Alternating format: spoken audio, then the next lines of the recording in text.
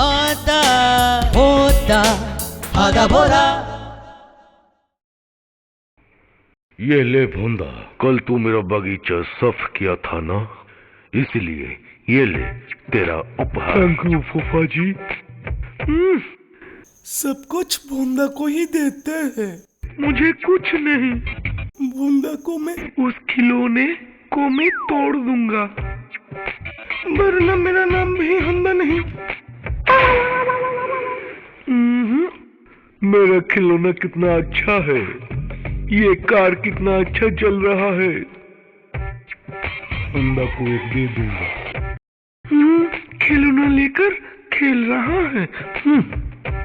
भोंदा, तेरा गाड़ी तो बहुत तेज चल रहा है, लेकिन लग रहा है ज्यादा दूर तक नहीं जा पाएगा। भोंदा, तेरा गाड़ी पर मैं उछलकर चढ़ जाऊंगा। ये क्या? नहीं नहीं नहीं, मेरा गाड़ी टूट जाएगा। ये क्या कर रहा है तू? हंदा, तू मेरा गाड़ी तोड़ दिया। अब मैं तेरा दूसरा गाड़ी भी तोड़ दूंगा, उछल उछल कर, समझे? ये हाँ। सोच लेना हंदा, तू मेरा दोनों गाड़ी तोड़ दिया। हंदा, तू सही नहीं किया है, इसका सजा तुझे मिलेगा। शैतान हंदा, तुझे बहुत दुख हो रहा है ना? तेरे गाड़ी पे मैं घूम नहीं पाया। तेरा गाड़ी तो तेज चल रहा था, लेकिन तेरे गाड़ी में मजबूती नहीं थी। बाहर का दीवार मरम्मत करने के लिए सीमेंट मिला रहा हूँ, लेकिन पानी खत्म हो गया। जाऊं, थोड़ा पानी लेकर आता हूँ। मेरा किस्मत अच्छा है, फूफा जी का ये सीमेंट हंदा को सबक सिखाने में मेरा बहुत काम आएगा। यही एक मजेदार आइडिया आया मेरे दिमाग में। इस लोहे के ट्रक में मैं फूफा जी का सीमेंट भर दूंगा और इसी से हंदा को मैं सबक सिखाऊंगा। ओए भोंदा, ये खिलौना लग रहा है बहुत मजबूत है। टेंशन मत ले भोंदा, तेरे इस गाड़ी को भी तोड़ने में टाइम नहीं लगेगा। सच में क्या? मैं तेरे से शर्त लगाता हूँ, इस ट्रक को तू तोड़ नहीं पाएगा। अच्छा, तू गलत सोच रहा है भोंदा। या भोंदा, तेरे ट्रक में क्या था? बोल भोंदा। इस ट्रक में सीमेंट था, अब इसमें से तू नहीं निकल सकता। निकल मुझे यहाँ से भोंदा, मैं इसमें फंस गया हूँ। चल हंदा चल, तुझे मैं इस ट्रक में पूरे मोहल्ले में घुमाता हूँ, है नहीं? भोंदा, मुझे निकल इसमें से। नहीं नहीं नहीं निकलूंगा मैं तुझे मैं और तेज धक्का दे देता हूँ। मैं बादल में उड़ रहा हूँ। हंदा, लग रहा है तू कांटेदार झाड़ियों पे अटक गया है। ओए भोंदा, तू यहाँ से मुझे बाहर निकाल भोंदा। मेरे से पंगा लेने से पहले 10 बार सोच लेना हंदा। तू तो पहले हमें निकाल, तुझसे पंगा कभी नहीं लूंगा भोंदा।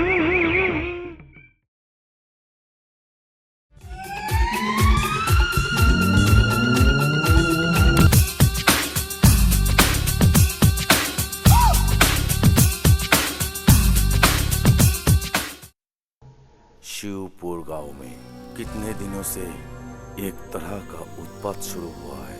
भूत का उत्पात, और वो होता है शिवपुर से डोमकल जाने के रास्ते में। उस रास्ते में एक बांस का बागीचा पड़ता है। उत्पात तो वही होता है।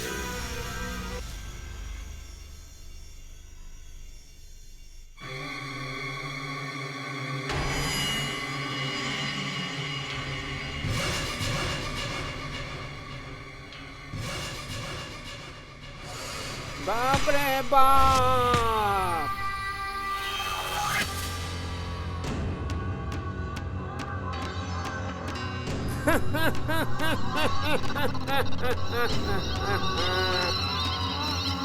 दीनू, मैं तुम्हारा बाजार लेकर जा रहा हूँ।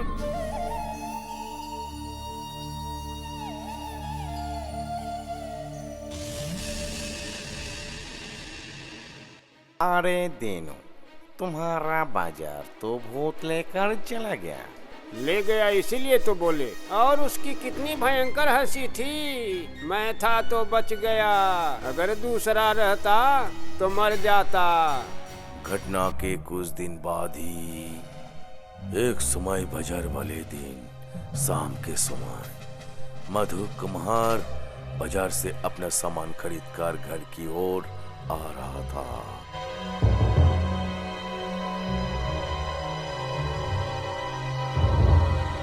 मेरी एक छोटी टोकरी है जिसमें राम और रावण है, जो देखना चाहे आके देख ले अपनी आँखों से।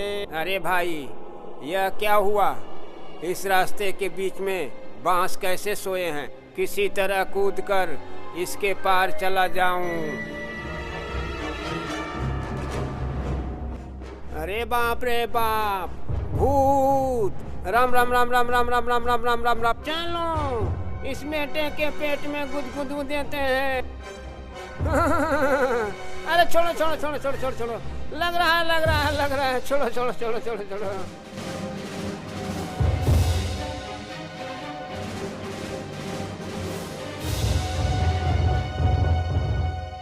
क्या क्या बात है? भूत क्या तुम्हारा पेट में गुदगुदी दिया? केवल यही नहीं, मेरे अनाज का बैग और पॉकेट का पैसा भी सब ले गया। सुन रहे हैं? क्या समझे सामू? मैंने तो यही सुना था कि भूत गर्दन मरोड़कर खून पी जाते हैं, लेकिन ये नहीं सुना था कि अनाज और रुपया पैसा ले लेते हैं और साथ में उसके बदले गुदगुदी दे देते हैं। मुझे लगता है किसी भूत खदेड़ने वाले को बुलाना चाहिए। ओह, यह ओझा का काम नहीं है। इसके भीतर अवश्य ही रहस्य की कुछ बात है। सब सुनो तब।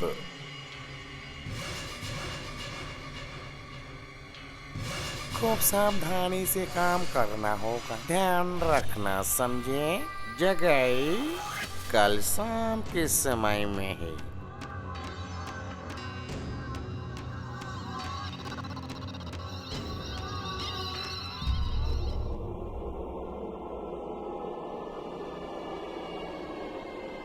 छोटी मछली बड़ी मछली जो देखेगा आके देख ले, अपनी आंखों से देख ले।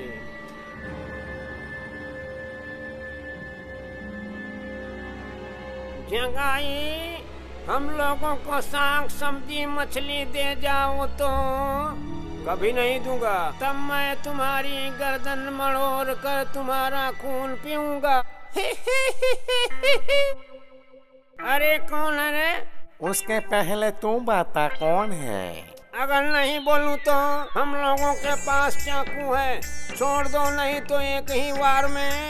अरे कौन कहाँ है? जल्दी आओ तो। ए शामू, जाओ जाकर उनका मुखरा हटाओ तो। खोलना नहीं, खोलना नहीं।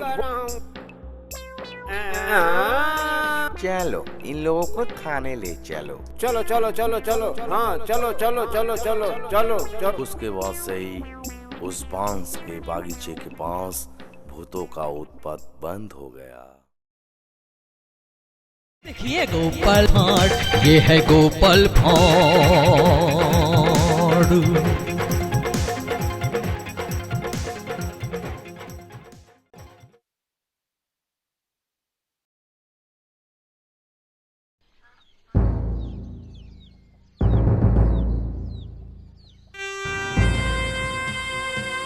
सावधान, महाराजाधिराज कृष्णचंद्र राय पधार रहे हैं। परम प्रतापी, परम दयालु, सुविचारक महाराज कृष्णचंद्र राजसभा में प्रवेश कर रहे हैं। महाराज की जय हो, महाराज की जय हो, जय हो महाराज की। बैठिए बैठिए।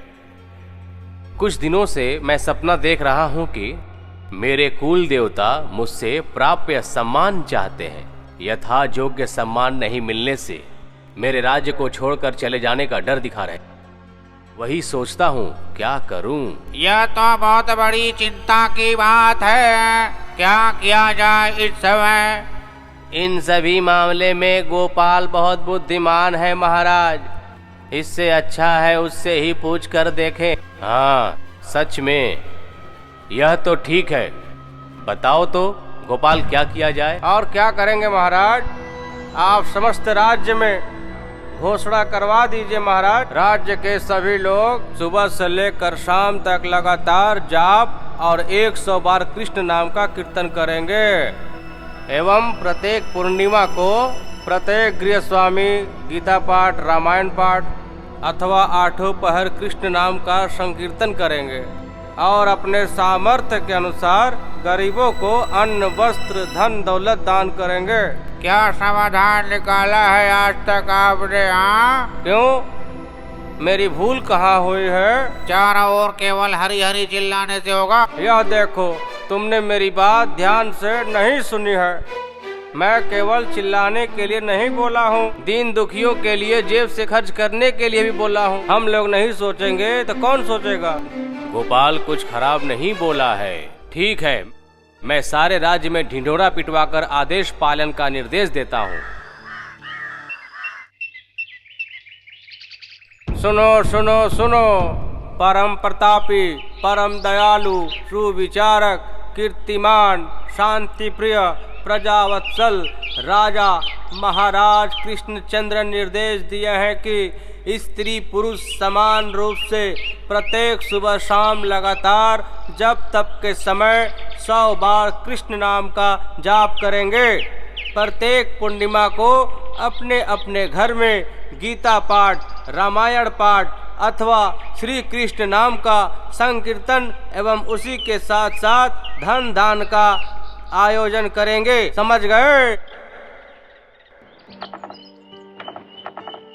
छी छी छी छी छी छी छी, यह क्या बात है? महाराज कृष्णचंद्र कृष्ण भक्त हो सकते हैं, इसका मतलब सबको कृष्ण भक्त बनना पड़ेगा क्या? ऐसी तो कोई बात नहीं, यही ना?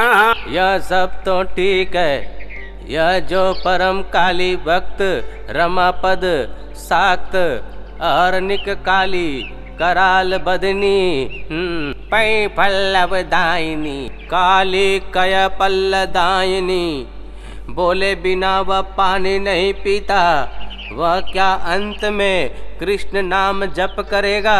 छी छी छी छी, यह अन्याय है, महा अन्याय है। अन्याय नहीं, अन्याय नहीं, महापाप है यह। सुना हूँ यह नियम वह नाई गोपाल किया है और महाराज तो केवल सील मोहर ही लगाए हैं। राजसभा में गोपाल ही सब कुछ है। महाराज गोपाल के हाथ की कठपुतली है, सब कुछ तो गोपाल करता है, महाराज केवल सील मोहर लगाते हैं। अब यही होगा, अंत में छोटी जाति के लोगों की बात मानकर चलना होगा।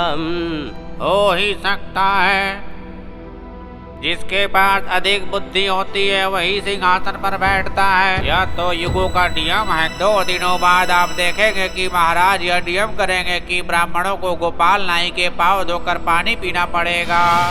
नहीं नहीं नहीं, हम लोग इसके विरोध में प्रतिवाद करेंगे और महाराजा के खिलाफ विद्रोह करेंगे।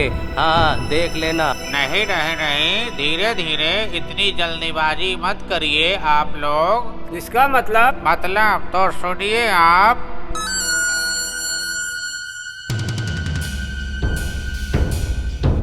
ओम जवाकुष्म शंखाशंख कश्यपे, ओम जवाकुष्म शंखाशंख कश्यपे, ओम जवाकुष्म शंखाशंख कश्यपे, ओम श्री सूर्याय नमः, ओम श्री सूर्याय नमः, ओम श्री श्री कृष्ण श्री कृष्ण श्री कृष्ण श्री। रुको, पहले भगवान श्री कृष्ण का नाम तो ले लूं। श्री कृष्ण श्री कृष्ण श्री कृष्ण श्री कृष्ण श्री कृष्ण।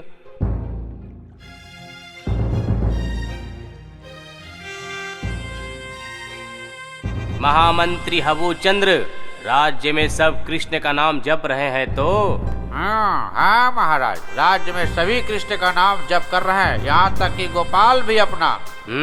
यह तो बहुत आनंद की बात है। और आनंद की बात यह है कि काम से समय निकाल कर आप लोग मदन मोहन को भी एक बार पुकार लिया करें। वह कैसे? क्यों? जो आपका मदन मोहन है वही तो कृष्ण है, फिर वही तो गोपाल है। मक्खन चोर गोपाल, बात बात में गोपाल का नाम लेने से कृष्ण नाम का लाभ लेंगे और क्या। प्रणाम महाराज, कुछ वृद्ध ब्राह्मण आपका दर्शन पाना चाहते हैं। ठीक है, उन लोगों को अंदर लेकर आओ। जो आज्ञा महाराज।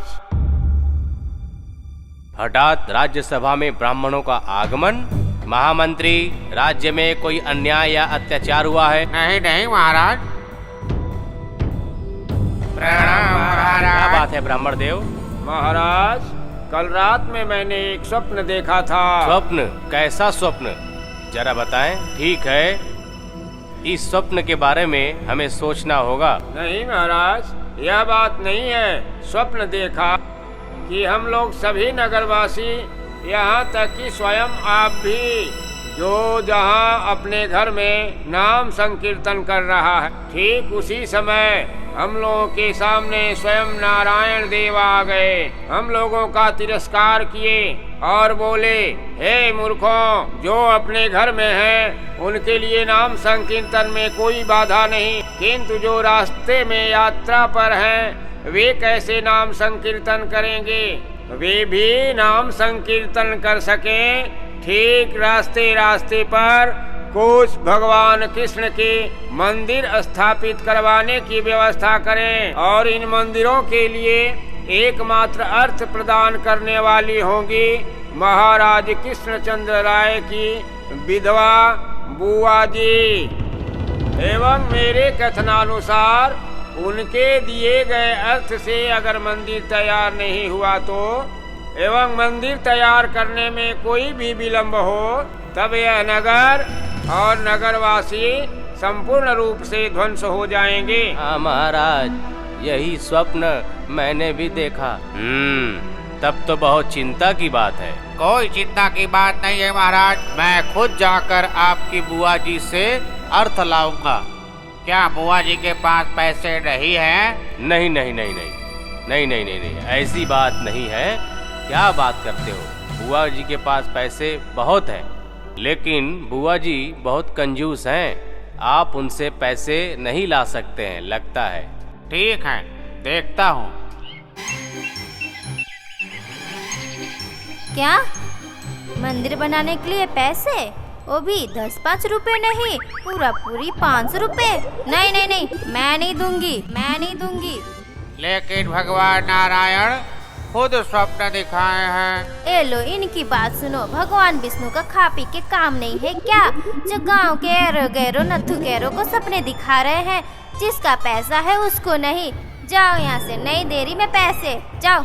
नहीं नहीं नहीं नहीं, ऐसा मत करिए बुआ जी, नहीं तो नगर ये ध्वंस हो जाएगा। समझी बुआ जी?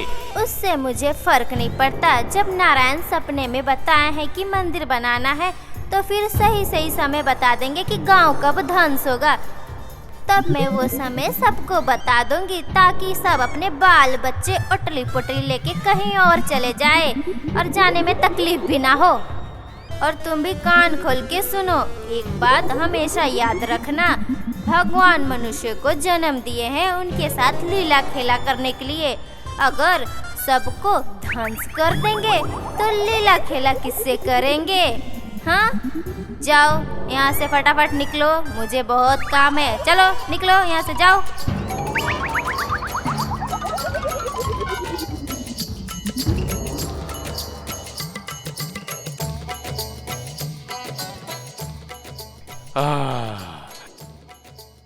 एक एक करके सभी तो गए, लेकिन क्या हुआ? अंत में हमारी ही बात सही हुई। पुण्य हस्ते प्रत्यावर्तन। हमारी बात तो आप लोगों ने सुनी नहीं, क्या करें? पहले ही कहा था, बुआ जी बहुत ही कंजूस हैं। यह नगर ध्वंस होने के अलावा और कोई रास्ता नहीं है। है महाराज, एक रास्ता है। कौन रास्ता? गोपाल को बुआ जी के पास भेजिए महाराज। एकमात्र वही आपके बुआ से पैसा वसूल कर सकता है। आप लोग इतने विद्वान और प्रवीण होते हुए भी पैसा नहीं ला सके। हाँ, क्या पता गोपाल। नहीं नहीं, यह असंभव है। क्या गोपाल नहीं ला सकेगा? महाराज अनुमति दें तो अवश्य लेकर आऊंगा। यही तो महाराज गोपाल बोल रहा है, मैं ला दूंगा। महाराज गोपाल बोल रहा है, मैं ला दूंगा। अगर नहीं ला सका तो मूल्यवान समय नष्ट करने के अपराध में उसे मृत्यु दंड दे दिया जाएगा।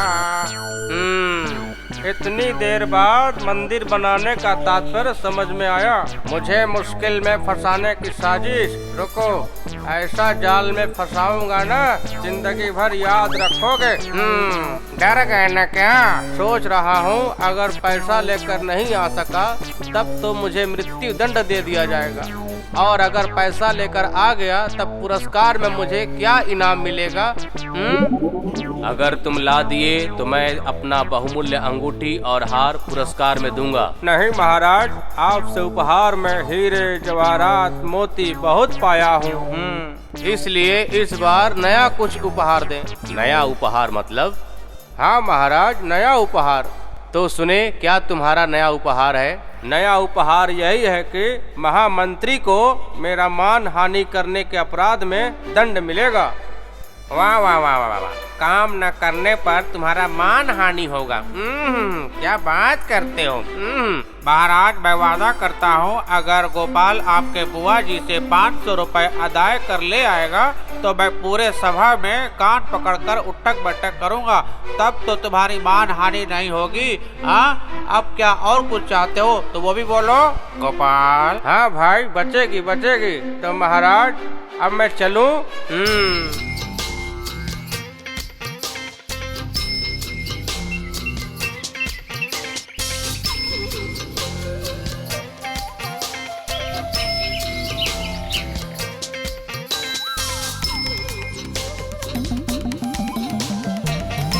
प्रणाम बुआ जी। गोपाल, बता तो फिर मेरा भतीजा कैसा है रे गोपाल?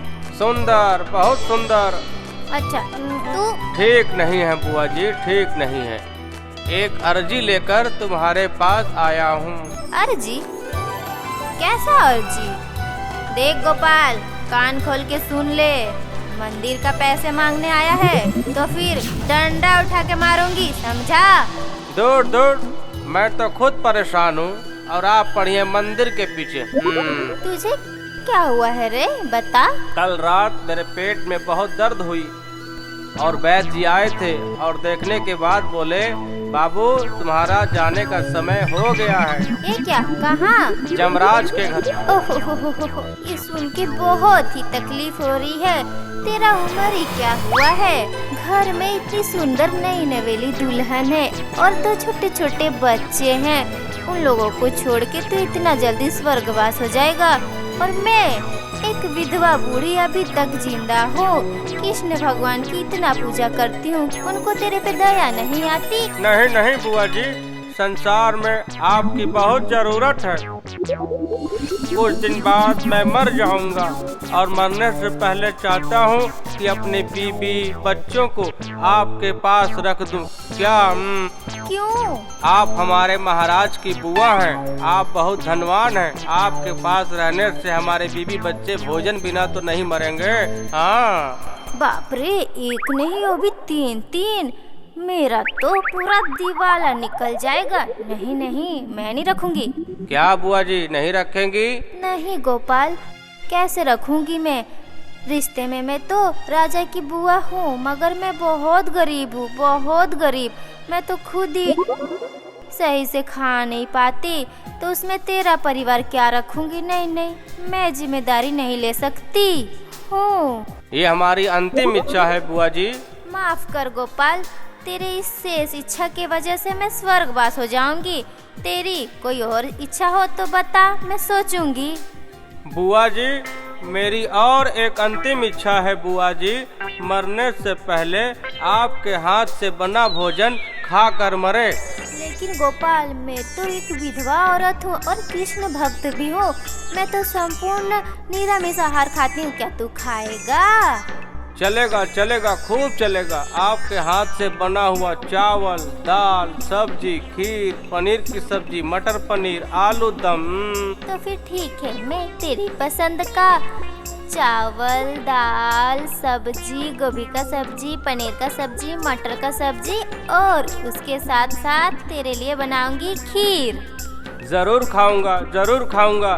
तो बुआ जी चलता हूँ। तो फिर दोपहर को आना।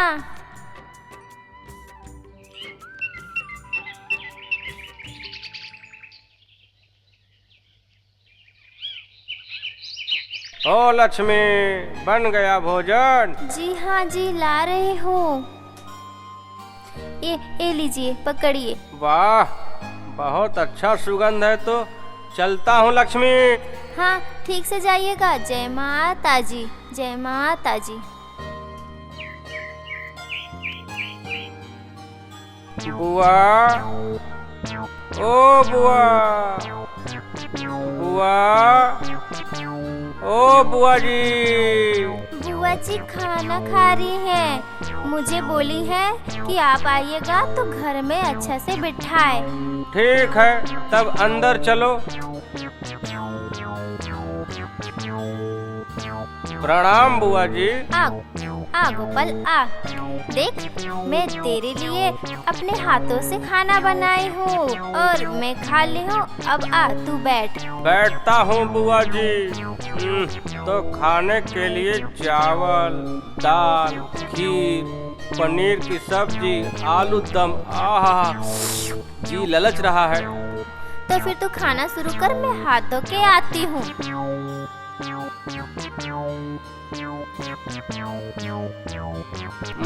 सचमुच बुआ जी ना, आहा, क्या स्वादिष्ट बनाई है।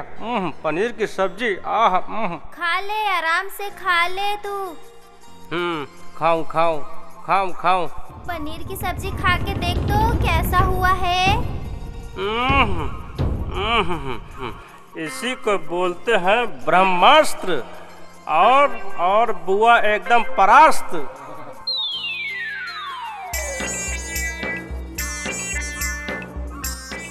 सचमुच बुआ एकदम अमृत। क्या रे गोपाल, और कुछ लेगा तू? नहीं बुआ, नहीं, और नहीं, और नहीं बुआ।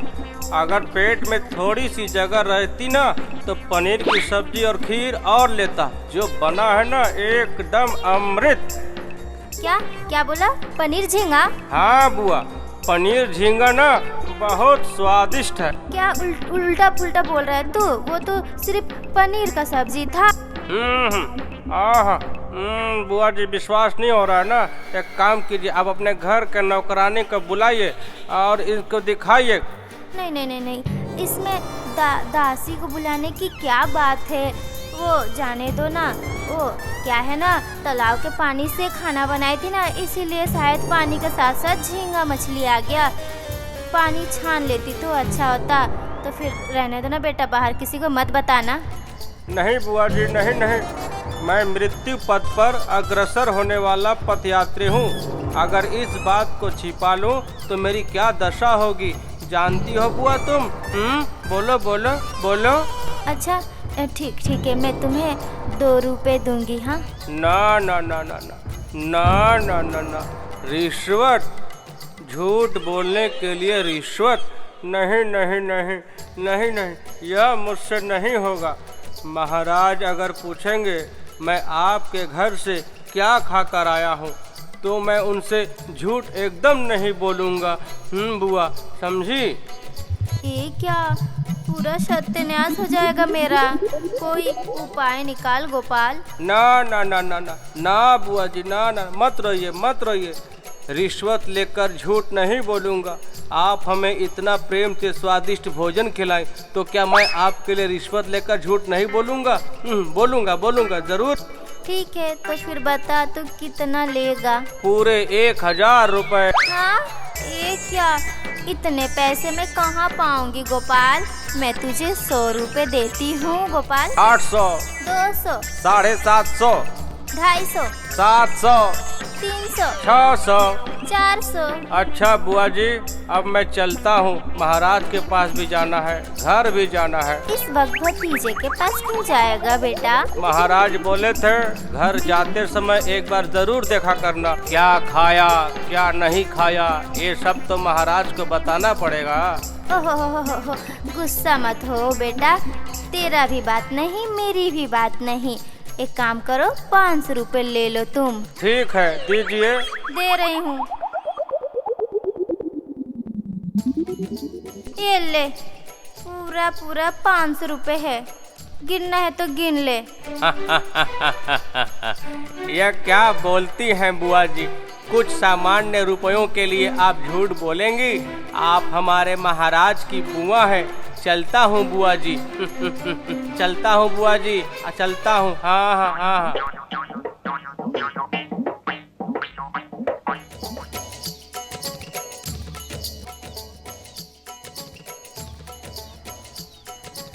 सचमुच गोपाल, तुम बहुत बुद्धिमान हो, तुम्हारे पास बहुत बुद्धि है। धन्य हो, धन्य। महाराज, मैं तो मंदिर बनाने के लिए 500 रुपए ला दिए, अब आप महामंत्री से कहें अपनी शर्त पूरी करें। जरूर। कहाँ है महामंत्री? शुरू करें। सबके सामने। शर्त तो यही थी। गोपाल, यह रहा तुम्हारे बुद्धिमानी का पुरस्कार।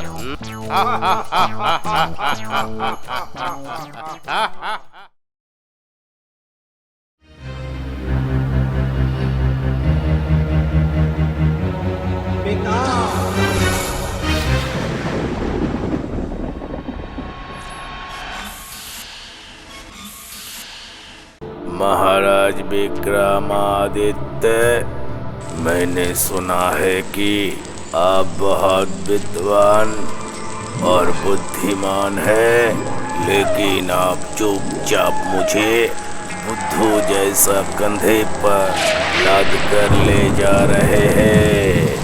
मैं आपको एक कहानी सुनाना चाहता हूँ। कहानी सुनते सुनते पथ भी कट जाएगा और पथ का कष्ट भी पता नहीं चलेगा। और कहानी के अंत में एक प्रश्न करूँगा। अगर आप प्रश्न के उत्तर जानते हुए आप चुपचाप रहे तो आपके सर का टुकड़ा टुकड़ा हो जाएगा। अगर आप सही उत्तर दिए तो फिर मैं वापिस उसी पेड़ पर चला जाऊंगा। अब मैं अपनी कहानी शुरू करता हूँ। सुनिए महाराज, बहुत सदियों पहले भारत देश के पश्चिम दिशा में एक छोटा दरिद्र गांव था। उस गांव में भोला नाम का एक व्यक्ति वास करता था। छोटे से उम्र में अपना माता पिता खो दिया। उसके चाचा चाची पोस पल के बड़ा किए। बड़ा होने के बाद घर के काम काज के बारे में सोचने लगा और उसका रोज रोज का एक काम था। वो सुबह सुबह खेतों में गाय चराने जाता था।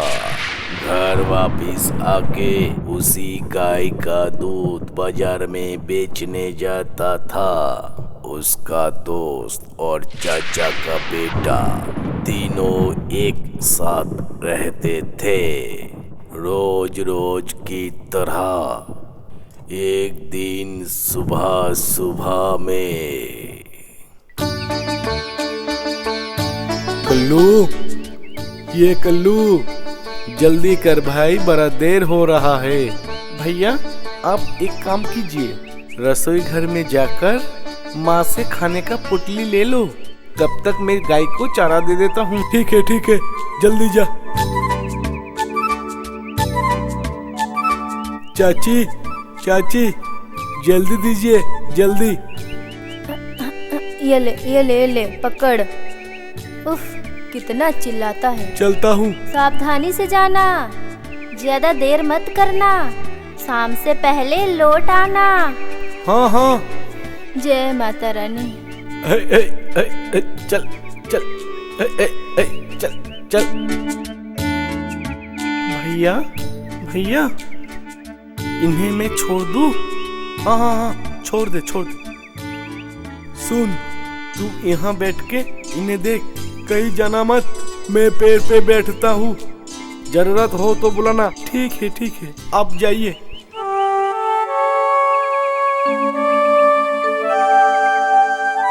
आहा, कितना मीठा बांसुरी बजाते हैं भैया। सच में सबका मन मोह लेते हैं भैया।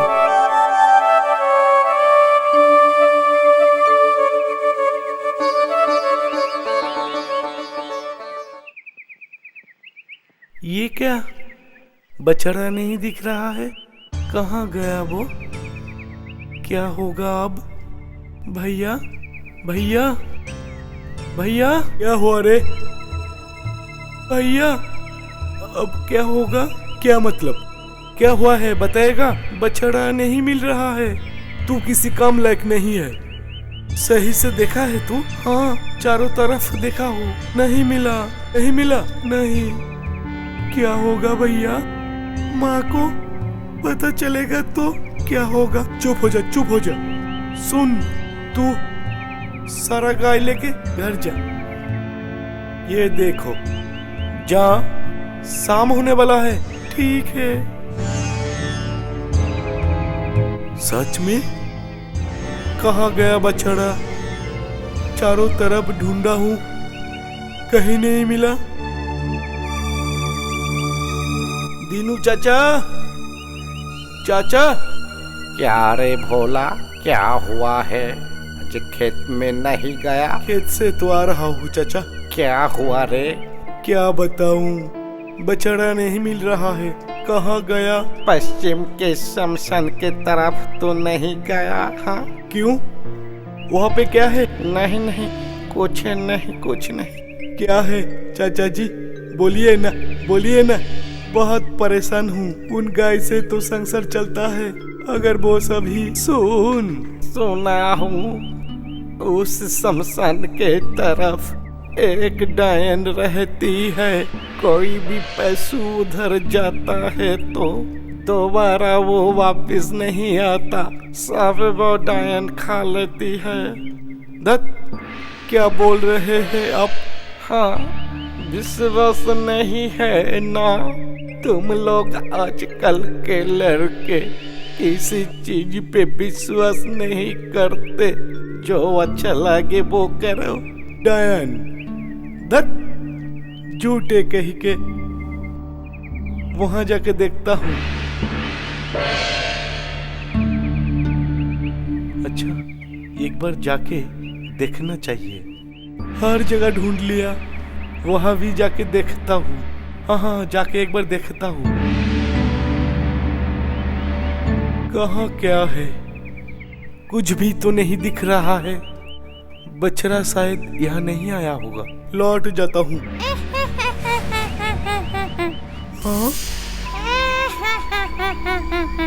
कोई हंस रहा है।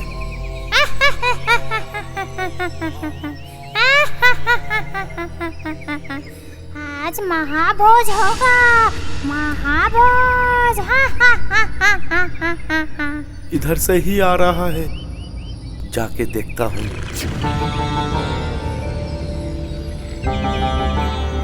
हाँ, ये क्या? आज मैं इसके टांगों को काट कर नमक मिर्ची डालकर अचार बना के खाऊंगी। रुक जा। इसके टांगों को मैं खाऊंगी। हाँ, टांग खाएगी? मुंह में दांत नहीं, चबा पाएगी? तुझे बच्चे गए सोची है तू? कौन है तू? क्यों आया है यहाँ पे? क्यों नहीं, जिसका टांग खाएगी मैं उसे लेने आया हूँ। इसे लेने आया है तू? बहुत ही मोटा तगड़ा गाय है, मैं इसे अब नहीं दूंगी। मत दो, पेट भर के खाओ। लेकिन सुनो, अगर बदहजमी हो गया तो, मर गई तो मुझे मत बोलना। क्यों? बदहजमी क्यों होगा रे? ये ले, अपना उम्र तो देख। इस उम्र में अगर तुम गाय खाओगी तो क्या होगा? बीमार है ये गाय। छी छी छी छी छी छी, इसे कौन खाएगा? अगर मैं इसे खाती तो सच में बदहजमी हो जाती। अच्छा हुआ तू मुझे बचा लिया बदहजमी से। छी छी छी छी छी। सच में बहुत तकलीफ है। अगर मुझे नीलमणि का पेड़ मिलता। नीलमणि पेड़?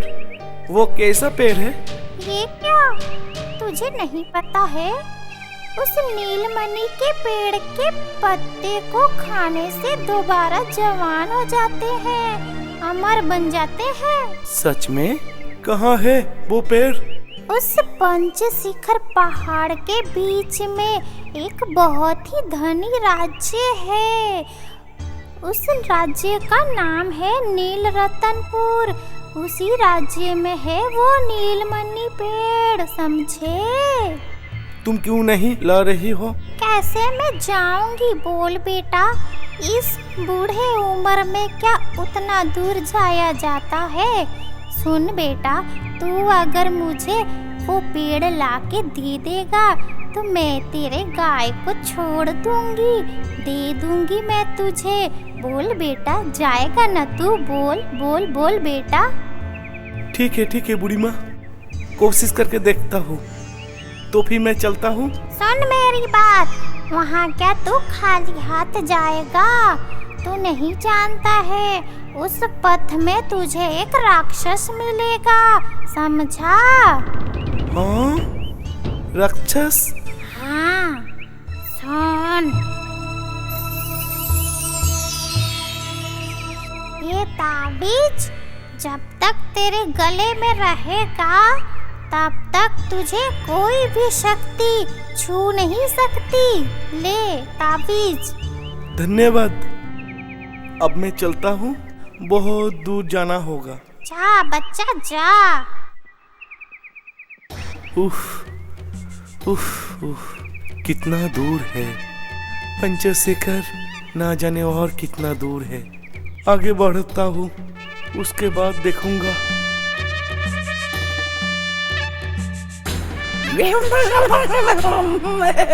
कितना भयंकर, कितना विशाल। मुझे मत पकड़ना, मैं बहुत दुखी हूँ। जाने दो मुझे जाने दो। इतना आसान नहीं है तेरा जाना। पास आ। तुम्हारा कोई शक्ति मुझे मार नहीं पाएगा। तो फिर देख देख।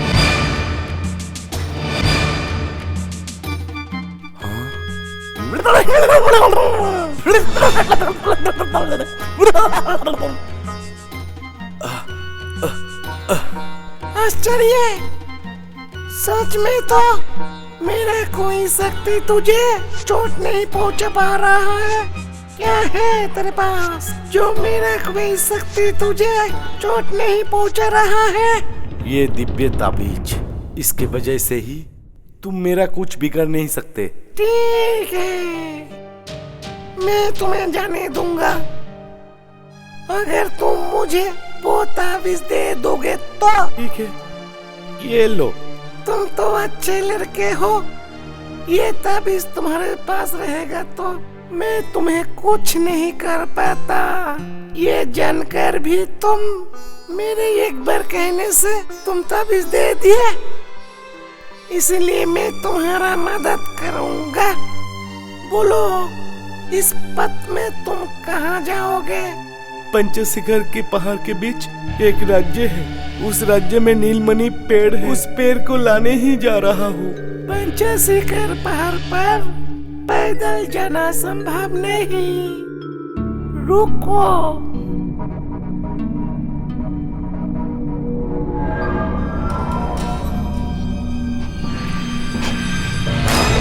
इस चटाई की मदद से बहुत जल्द ही तुम पंचशिखर पहाड़ पहुंच जाओगे। धन्यवाद, बहुत धन्यवाद। तो फिर मैं चलता हूँ। और ये लो।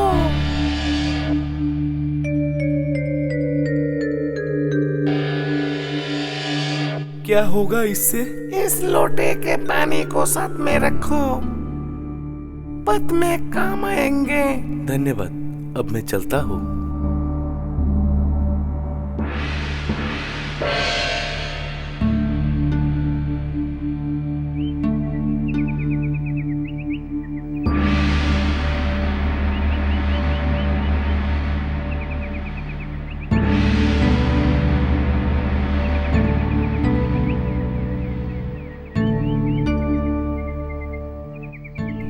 ये क्या? कितना बड़ा राज्य, कितनी विशाल विशाल इमारतें, लेकिन कहीं कोई दिख नहीं रहा। कौन हो तुम बेटा? क्यों आए हो यहाँ बेटा? चले जाओ, वापिस जाओ। यहाँ से जाने के लिए नहीं आया हूँ। कैसे भी करके मुझे नीलमणि पेड़ ले जाना होगा। नीलमणि पेड़? हाँ, वो पेड़ अब नहीं पाओगे बेटा। क्यों चाचा जी? आओ मेरे साथ आओ।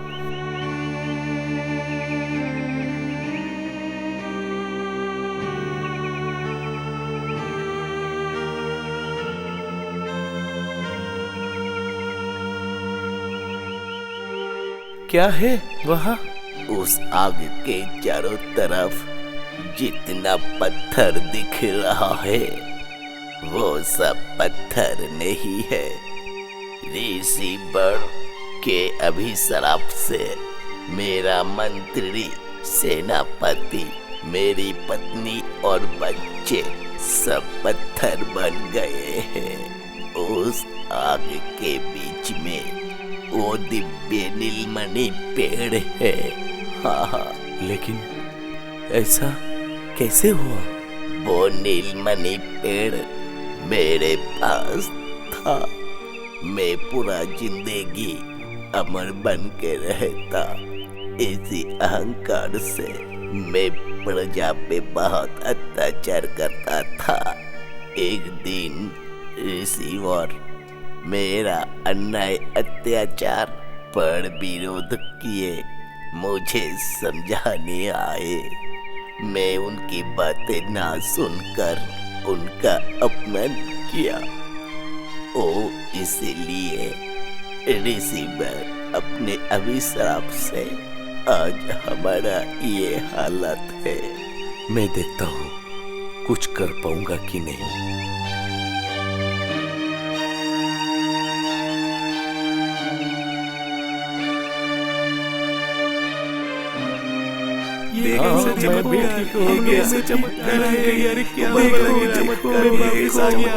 हाँ महाराज, अगर ये पेड़ मुझे दे दिए तो बहुत उपकार होगा। बदले में मैं अपना बछड़ा वापिस पाऊंगा।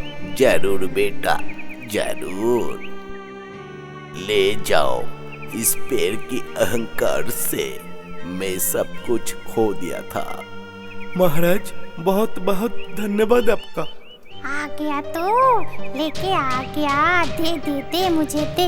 ये लो तुम्हारा नीलमणि पेड़। अब मेरा बछड़ा वापिस दो। रुक जा, अपना गाय ले जा और साथ में कुछ मोहर भी लेके जा। तेरे जिंदगी का अभाव दूर हो जाएगा।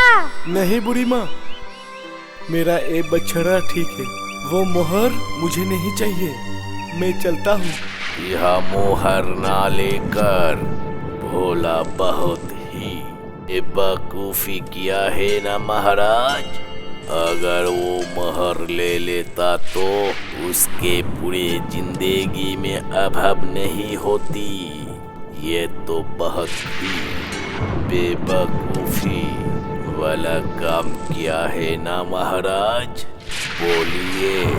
बेताल, भोला वो मोहर लेकर अधिक धनी तो हो जाता, लेकिन वो अपना परिश्रम भूल जाता।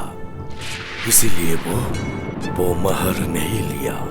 जब तक उसके साथ उसके गाय है तब तक उसको कोई अभाव नहीं है। और भोला बहुत ही सरल निर्लोभ था। सच्चा व्यक्ति था, इसलिए वो महर नहीं लिया। समझे बेताल?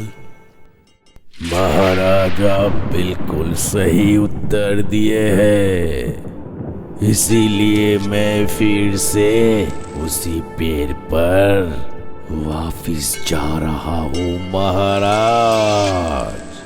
मैं जा रहा हूँ महाराज, मैं जा रहा हूँ।